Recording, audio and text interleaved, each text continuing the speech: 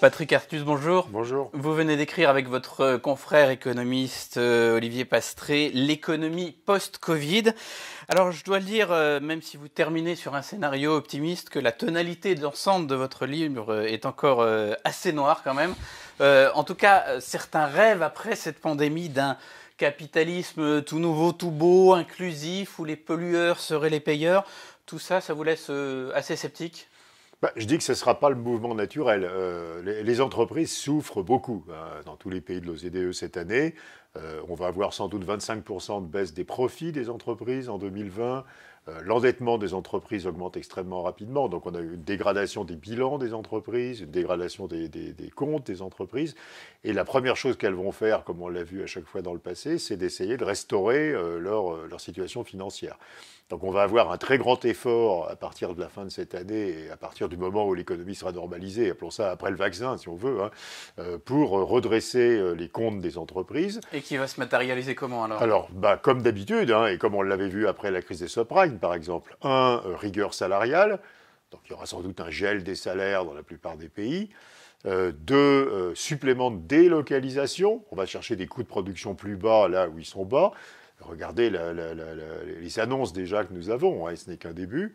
3, effectivement, une demande de baisse d'impôts, mais ça, c'est pas complètement illégitime. Mais 3, d'assez grande réticence devant tout ce qui augmente les coûts, et par exemple les coûts de la transition énergétique.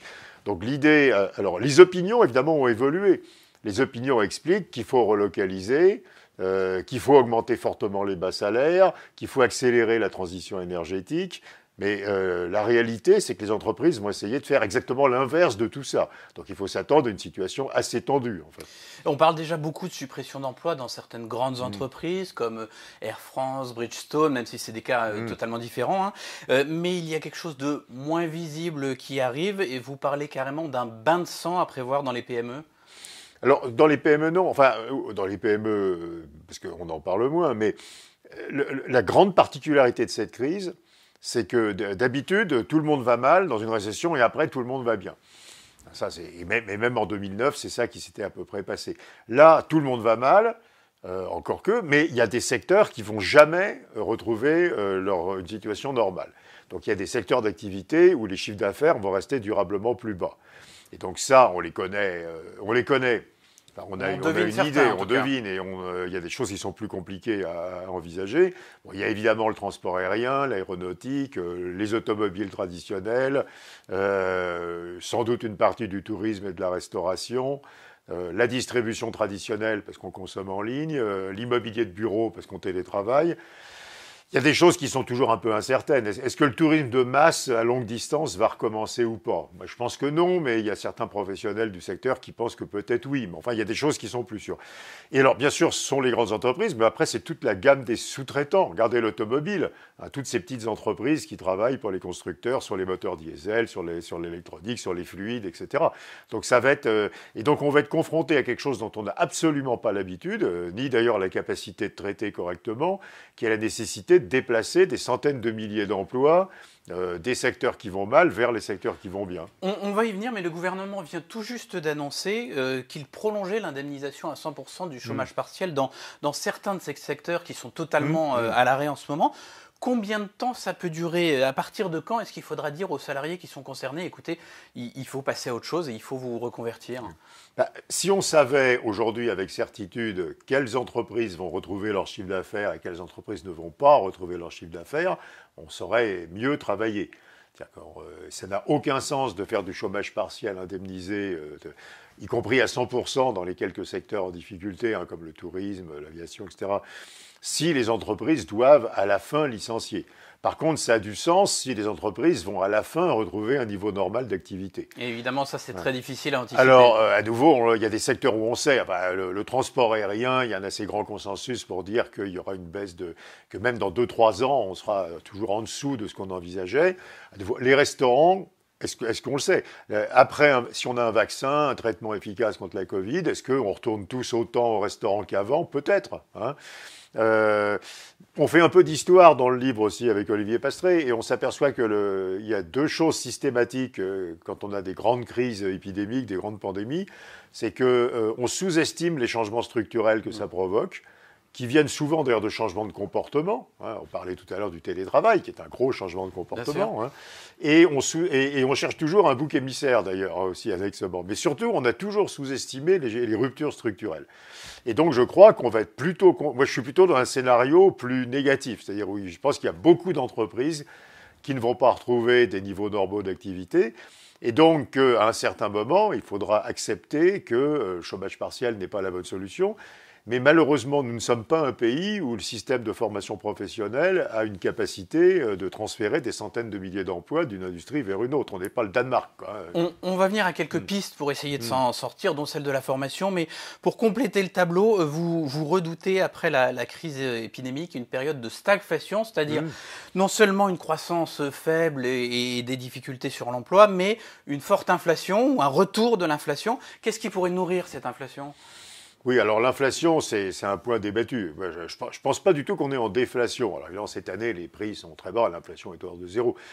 Il faut se rappeler que les entreprises, on le disait tout à l'heure, vont voir redresser leur profitabilité et qu'elles subissent des coûts supplémentaires à cause de la crise. Il y a des coûts de formation, des coûts d'équipement, des coûts liés aux normes sanitaires. Même après le vaccin, je pense que certaines normes sanitaires subsisteront. Donc il y aura des coûts supplémentaires. À un certain moment, les entreprises auront envie de passer ces coûts supplémentaires dans leur prix. Donc nous ne défendons pas avec Olivier l'idée qu'il y aura une forte inflation, mais on défend l'idée qu'on ne va pas être dans un monde d'inflation faible. Après la crise des subprimes, on n'a pas du tout été dans un monde d'inflation faible. En 2010, on retrouve une inflation complètement normale. Voilà, donc on est... Et ça, évidemment, ça a des conséquences. Ça a des conséquences sur le pouvoir d'achat, parce que si les salaires stagnent et qu'on a à nouveau un peu d'inflation, c'est pas bon pour le pouvoir d'achat. Puis ça a de grosses conséquences financières, parce que ça veut dire que les taux d'intérêt réels, c'est-à-dire corrigés de l'inflation, vont être négatifs. Et alors justement, tout ça se combine avec une planche à billets qui tourne à fond. Le risque étant qu'on puisse perdre confiance dans notre monnaie, mais toutes les banques centrales font la même chose. Alors, on ne va pas vendre nos euros pour se réfugier sur du dollar ou de la livre. Est-ce que on va peut-être plutôt se tourner vers des bitcoins ou la Libra de Facebook? C'est une monnaie virtuelle qui sont en train d'apparaître? Alors ça, c'est une question très importante. Ça rejoint la question du coût des politiques qui sont menées. On n'avait pas le choix. Enfin, je veux dire, le choc et le confinement a fait qu'il fallait que les États fassent d'énormes déficits budgétaires. Pour que les États puissent faire d'énormes déficits budgétaires, il fallait que les banques centrales, ce qu'on appelle les monétisent, c'est-à-dire achètent les dettes qui sont émises et payent en créant de la monnaie. Et donc, on n'avait pas le choix. Donc, nous ne suggérons pas de regretter d'avoir fait ça. Ce qu'on voudrait, c'est une analyse relativement correcte des conséquences de cette énorme création monétaire. Alors, la conséquence dans les économies contemporaines, c'est plus l'inflation. Nous ne défendons absolument pas la thèse qu'il y aura de l'inflation monétaire. La thèse qu'on défend, c'est qu'il peut y avoir un peu d'inflation par les coûts des entreprises. Mais dans les économies modernes, et depuis 30 ans, quand on crée énormément de monnaie, on fait monter les prix des actifs, et en particulier les prix de l'immobilier. Et ça, c'est quelque chose qui est très méchant. Parce que, d'abord, on a vu dans le passé que les hausses des prix de l'immobilier, c'était très déstabilisant pour le secteur bancaire. Et puis, c'est d'un point de vue social, c'est quelque chose qui est extrêmement dur. On va encore aggraver les conditions de logement de la classe moyenne, qui aura de plus en plus de mal à acheter un logement. Donc, voilà. Donc, je pense qu'il faudrait simplement reconnaître et pas essayer de cacher le fait qu'il y a cette politique, c'est pas quelque chose de gratuit. La dette publique monétisée, dont on entend dire tous les jours que c'est gratuit, qu'on peut y aller, que pendant qu'on y est d'ailleurs, il n'y a qu'à financer tout, quoi. Il y a qu'à augmenter de 40% tous les salaires des fonctionnaires. Enfin bon, allons-y, de ramener l'âge de la retraite à 60 ans, on peut imaginer. Mais si, il y a un coût qui est tous les désordres qui sont créés par l'énorme expansion monétaire. Il y a malgré tout sinon des solutions, en tout cas des pistes. Vous y avez fait allusion, une de celles sur lesquelles vous insistez le plus, c'est la nécessité de revoir en profondeur notre système de formation professionnelle.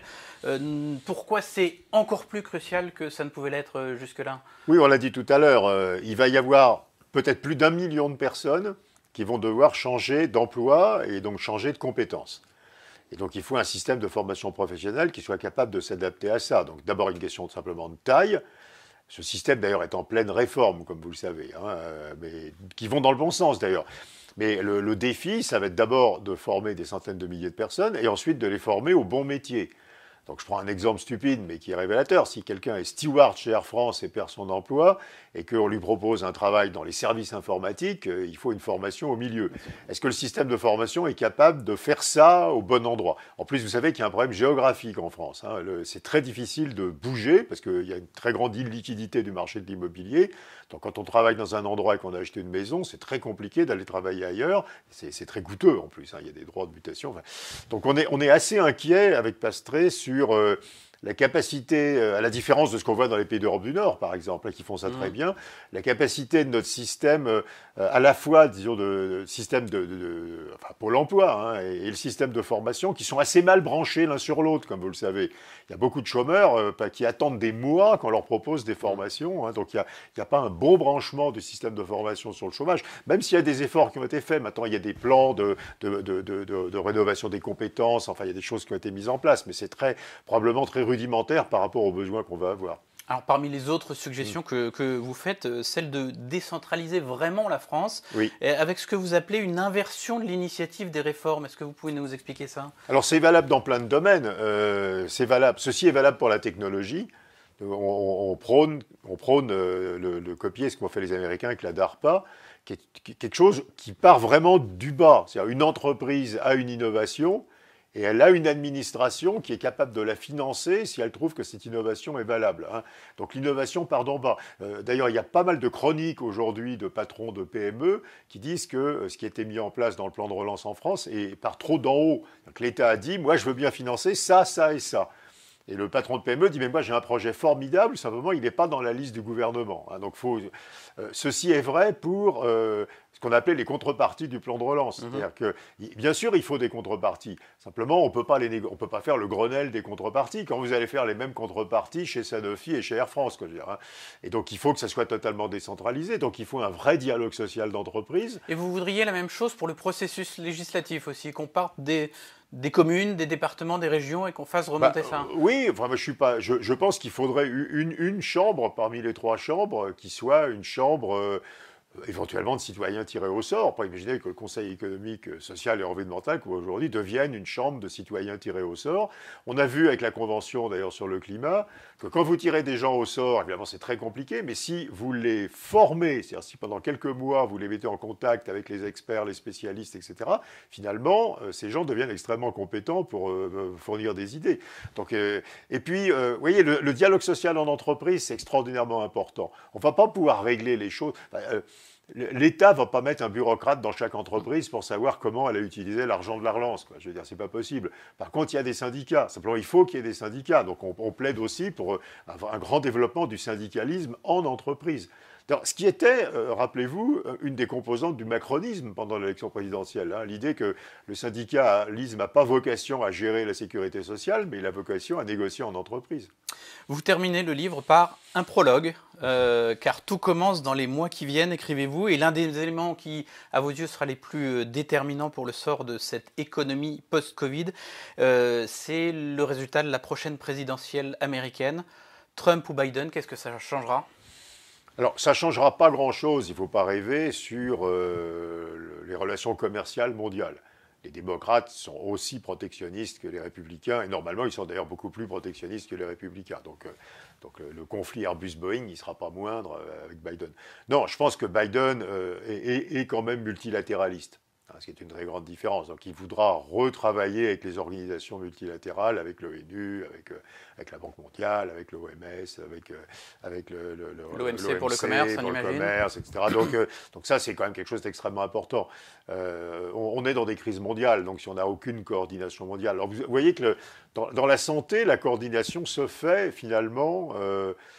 parce que c'est tellement important que finalement les États ont décidé de coopérer. Quoi. Les Chinois donnent toutes leurs données aux autres. Enfin, mais il faut faire ça pour le climat, il faut faire ça pour la fiscalité. Il faut en faire aboutir le processus OCDE sur la fiscalité des multinationales. Alors Trump en est de fait sorti. Enfin, donc il y a plein de dossiers qui sont arrêtés. Éviter que chacun décide seul dans son coin. Oui, parce que les dossiers après cette crise la plupart des dossiers sont mondiaux. Les dossiers de concurrence fiscale, les dossiers sanitaires, les dossiers de commerce, les dossiers technologiques sont mondiaux. Donc si on se met à ne plus avoir aucun multilatéralisme, on n'arrivera pas du tout à traiter ces dossiers mondiaux. Merci beaucoup, Patrick Artus. Merci.